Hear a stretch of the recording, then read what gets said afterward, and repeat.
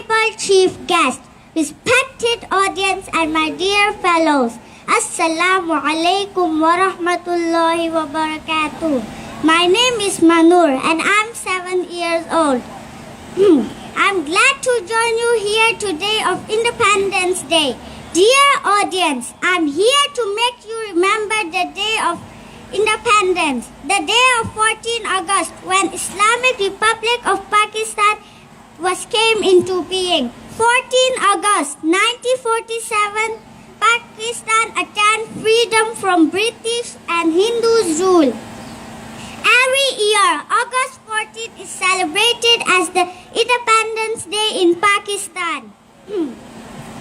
Respected audience, as a Pakistani, we need to realize that Pakistan was established in the name of Islam. We need to show unity and brotherhood. We need to act upon guiding unity, faith, and discipline. Thanks everybody. Pakistan Zindabad. Qaid-e-Azam Paindabad.